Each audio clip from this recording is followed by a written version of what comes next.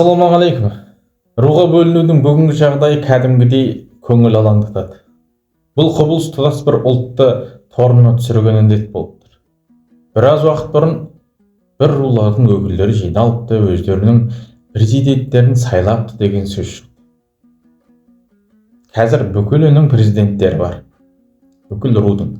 Біреулер өз руларының шежіресін кітап етіп шығарса, енді бірі өз аталастарынан шыққан атақтыларын бүкіл ел білсін білмесін, әулие би батырларын насихаттауға түрлі әрекеттер жасауда. Оған өзіміз куәміз. Осылай көзге көрінбейтін мәресі қай жерде екені белгісіз жарыс жүріп жатыр.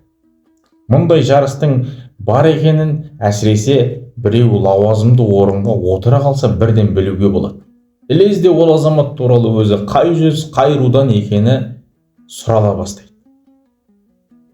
Бірақ неге екені белгісіз бұл азаматтың ұлтжандығы мен іскерлігі осы лауазымына сай ма деп сұралмайды. Бірде жағас тұтар мынандай әңгіме естідім. Жұлдызы жанып тұрған бүкіл әлемге аты шыққан жап-жас спортшы қайғылы қазаға ұшыраған кезде бір замандасым айтқан екен, болашағы зор еді, бірақ не шара қазақтың маңдайына сыймады деп мұңайып. Сонда қасында тұрған бір жігіт: "Ей, сенің нең кетті? Қаза тапса біздің рудың адамы қаза тапты" депті. Мұндай сөзді естимін деп ойламаған замандасым не дерін білмей, үндемей қалыпты. Қазақта бөлінгенді бөрі жейді деген.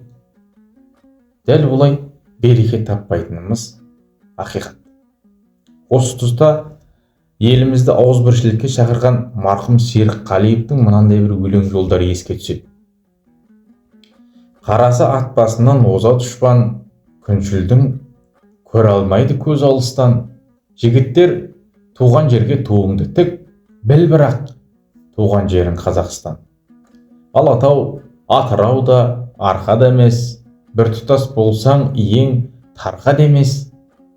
Жүрегі бар қазаққа бірдей соққан, дағдарыста қалмайды дархан елеш. Бүйрегі бұра тартып бұлғығандар, кетеді бөлінген соң еркі қолдан. Рушыл, жершіл болып қалыптасар, жүректе мансап қорлық дерті бар жан. Отаншыл бол, кеудеңде от бар болса, ортада жүр оңаша қапталғанша.